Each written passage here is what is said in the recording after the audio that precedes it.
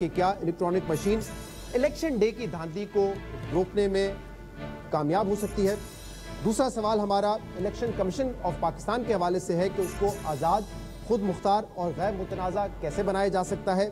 हमारा तीसरा सवाल इलेक्शन से होने से पहले वाली धांधली यानी कि प्री पोल रिगिंग को कैसे रोका जा सकता है, क्योंकि ऑपोजिशन का ये बहुत बड़ा एतराज़ है। और फिर आखिर में हम बात करेंगे कि ओवरसीज पाकिस्तानीज को वोट का हक मिलना चाहिए, नहीं मिलना चाहिए, और अगर मिलना चाहिए तो उसके तरीके कार क्या होगा। तो पहले सवाल जो ईवीएम के हवाले से है उस पर मैं चाहूँगा शिबली साहब, क्योंकि हुकूमत का तो मौक़िफ़ रहा है कि इलेक्ट्रॉनिक वोटिंग मशीन से जो इलेक्शन डे की धांधली है उस पर काबू पाया जा सकता है। क्या दलाइल देंगे आप इसके हक में? देखिए, सबसे पहली बात तो ये कि एक ऐसी टेक्नोलॉजी, क्योंकि माजी में जिस तरह आपने भी कहा कि इलेक्शंस कंट्रोवर्शियल रहे हैं, तो हमारी हुकूमत ने, प्राइम मिनिस्टर साहब ने ये डिसाइड किया कि हमें अब टेक्नोलॉजी की तरफ जाना चाहिए। तो टेक्नोलॉजी की जाने के लिए हमें इलेक्ट्रॉनिक वोटिंग मशीन, जो कि हमने हमारे साथ जो हमारी टीम थी जिसमें कि नस्ट के एक स्टार्टअप रैपिड डेवलपमेंट के साथ मिलकर और हमारी सरपरस्ती में ये मशीन बनाई गई। और इस मशीन का मकसद यही था कि किस तरीके से कि वो इस्तेमाल में भी आसान हो, वो सिक्योर भी हो, वो जो है तो जो हमारी इलेक्शन के जो भी तकाजे होते हैं, हमारे जो ग्राउंड रियलिटीज़ हैं, उसके मुताबिक वो ऐसी रिजल्ट्स दे, इमीडिएटली दे, जिसमें कि कोई ना फॉर्म 45 में ना वोट डालते हुए आसान तरीका कि आपने प्रेस किया, वो वोट निकला, जो वोटर था उसने इसकी अपनी उसको यकीन कर लिया कि जिसको वोट मैंने दिया था उसी को पड़ा है, और वो उसी डब्बे में डाल देगा वो बैलेट बॉक्स। इलेक्शन जब ख़त्म हो जाएगा तो उसके बाद जो है तो फिर आप एक बटन प्रेस करेंगे जिससे कि आपको कुछ सेकंड में ही आपको पूरा जो फॉर्म 45 या जो भी कागजात हैं जिसमें कि इलेक्शन में हर एक के जो भी वोट्स हैं, टोटल वोट्स, जिसमें कि कोई एरर नहीं हो सकता कि आप 4 को 9 की तरह लिख दें, उसके 39 के साथ 0 लगा दें, तो वो जो आफ्टर पोलिंग जो रिगिंग होती थी वो उससे आपको बिल्कुल छुटकारा मिल जाएगा। और दूसरी बात यह है कि आपके वोट नहीं ज़ाया होंगे। जी खुरम दस्तगीर साहब, 90 सेकंड्स फॉर यू। बिस्मिल्लाहिर्रहमानिर्रहीम। पाकिस्तान के इंतखाबी निज़ाम को जो कैंसर लाहक है इलेक्ट्रॉनिक वोटिंग मशीन, उसके लिए एस्पिरिन भी नहीं। हमने अपनी आंखों से अभी चंद महीने पहले फरवरी में इसी साल डस्का में 20 प्रिजाइडिंग अफसर अगवा हो गए। ईवीएम उसका इलाज नहीं है।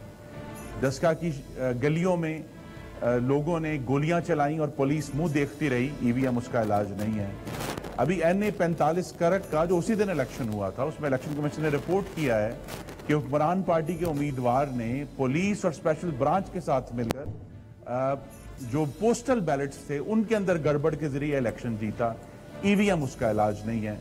फिर एक लंबी लिस्ट है जो इलेक्शन कमीशन पब्लिश कर चुका है, जिसमें सबसे बड़ी चीज है रियासती ताकत का गलत और गैर कानूनी इस्तेमाल, miss use of state authority.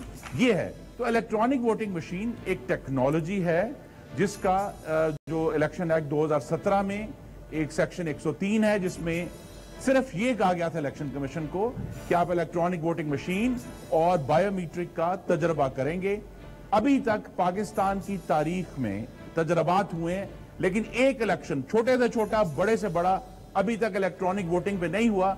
और ये हुकूमत की बहुत बड़ी खाम ख्याली है कि वो पूरे मुल्क में गवादर से लेकर मरी तक और तुर्बत से लेकर चतराल तक वो चाहते हैं कि इलेक्ट्रॉनिक वोटिंग मशीन पे इलेक्शन हो जाए।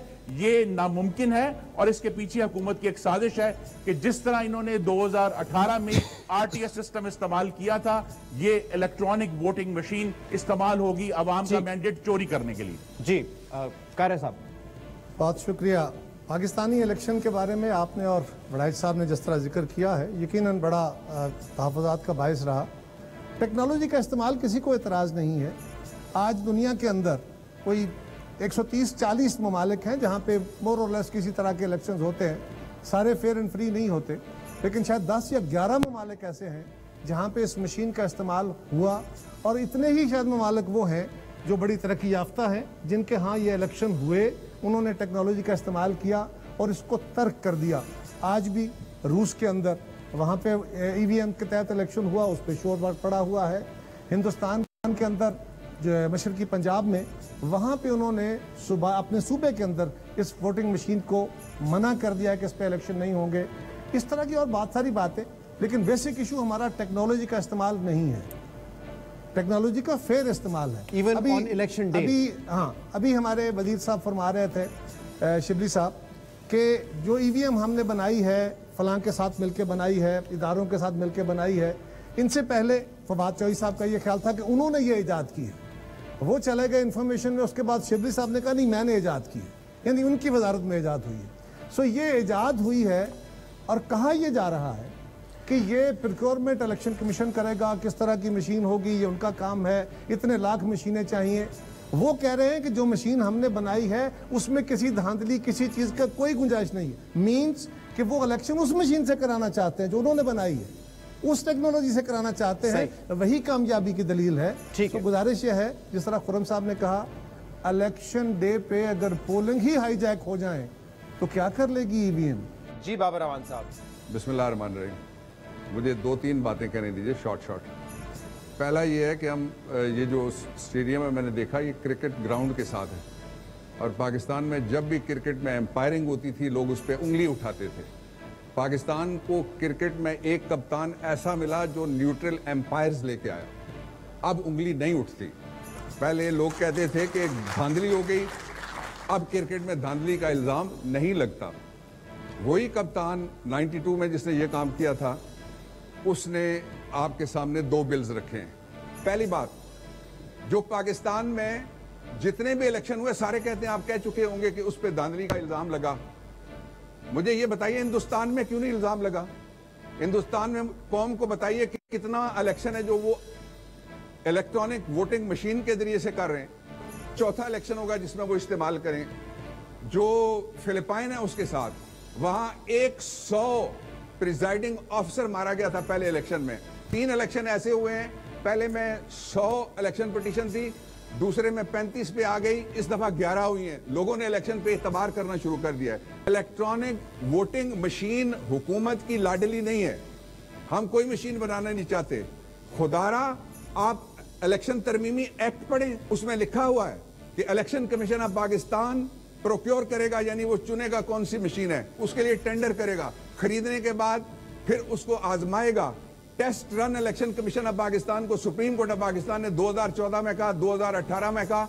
अभी अतर मिनुल्लाह साहब ने भी एक जजमेंट दी, उन्होंने कहा कि electronic voting is not an alien thing. Ahmed साहब अभी कुछ कहना चाहेंगे या पहले ये अपनी डिस्कशन मुकम्मल कर लें? Up to you sir. देखिए, हम ये सोच रहे हैं कि टेक्नोलॉजी शायद इलेक्शन डे की खराबियों को रोक लेगी, लेकिन टेक्नोलॉजी खुद कोई खुद मुख्तार चीज़ तो नहीं होती। टेक्नोलॉजी को लोगों ने ह्यूमन बीइंग से ऑपरेट करना होता है, उन्होंने उसे डिज़ाइन करना होता है, उन्होंने इसे कंट्रोल करना होता है। तो जब तक लोगों के अंदर किसी इंतखाबात के बारे में एक माइंडसेट नहीं बदलेगा तो मशीनें आप कितनी मर्जी लगा दें उससे चीज़ें नहीं बदलती। टेक्नोलॉजी से मामले खुद ब खुद ठीक नहीं होते, ये हमें खुद अपने आप को ठीक करना पड़ेगा। हम ये इतने खर्च करने के बाद भी इस नतीजे पे पहुंचेंगे कि ख़राबी कुछ और है, कैंसर कहीं और है, और हम उसका इलाज ईवीएम नहीं है। सही, लेकिन मुदस्सिर साहब ये बात तो ठीक है कि जो शख्स टेक्नोलॉजी इस्तेमाल कर रहा होगा उसके हाथ में बड़ा कुछ होगा, जैसे मिसाल दी अहमद साहब ने, लेकिन क्या उसके लिए बड़ा मुश्किल हो जाएगा, उसके लिए बड़ा चैलेंजिंग हो जाएगा अगर मशीन उसके सामने होगी कि धांधली करे, बनिस्बत के जब आप पोस्टल बैलेट की तरफ जाते हैं, पेपर बैलेट की तरफ?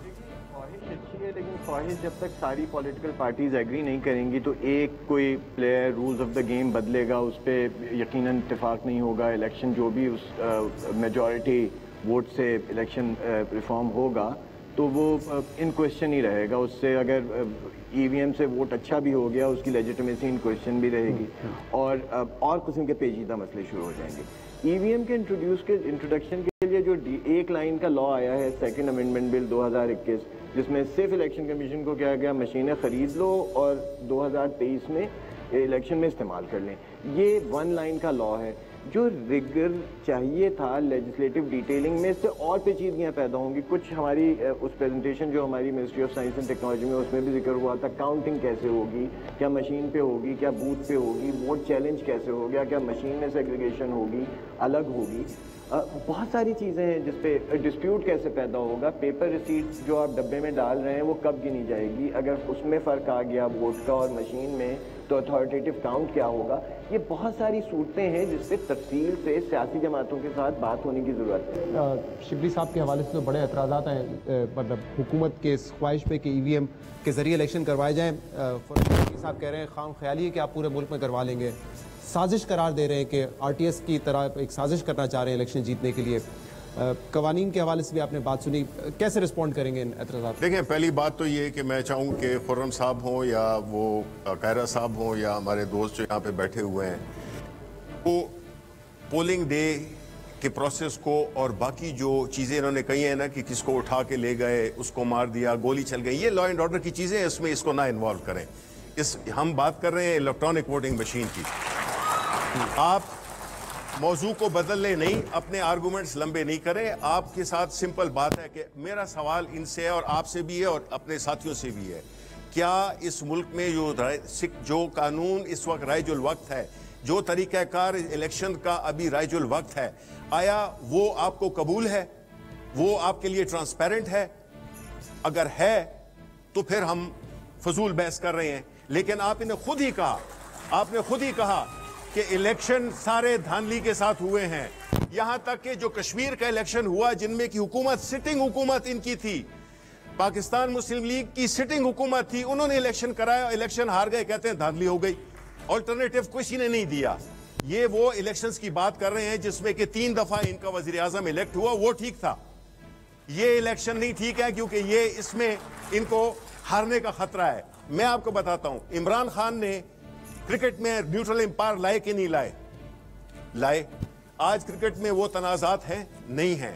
हमारा EVM एक न्यूट्रल अंपायर की सूरत में इंट्रोड्यूस होगा। जो एतराज है, जैसे आपने मिसाल दी न्यूट्रल एम्पायर की, अब आज अगर थर्ड एम्पायर जो कि टीवी स्क्रीन पे देके फैसला दे देता है, उसकी अगर नीयत ही ठीक ना हो, बैट्समैन क्रीज में पहुंच गया, वो उसको आउट दे दे, अगर उसकी नीयत ठीक नहीं है तो फिर टेक्नोलॉजी तो उन्हीं ने इस्तेमाल करनी है ना। तो ये एक एतराज है कि टेक्नोलॉजी इस्तेमाल तो वही प्रिजाइडिंग ऑफिसर करेगा जो वहां पे मौजूद होगा, तो उसकी नीयत पे डिपेंड करेगा। इससे फर्क नहीं पड़ता कि पेपर बैलेट है या मशीन के जरिए। तो बात इस पे होनी चाहिए कि देखें, जो चीज जो मुझे, चूंकि इसको मैंने शुरू से लेकर आखिर तक, मैं आज के दिन तक इसमें इन्वॉल्व रहा हूं, मेरे साथी इन्वॉल्व नहीं रहे हैं, इनको तो हमने प्रेजेंटेशन भी दी है और उस वक्त इन्होंने बड़ी तारीफें भी की, ट्वीट भी किए। लेकिन बात क्या है? बात यह है कि बात इसकी नहीं हो रही है कि जी नीयत किसकी की। नीयतों का हाल सिर्फ अल्लाह ताला जानता है, या फिर आप जानते होंगे, हम तो नहीं जानते।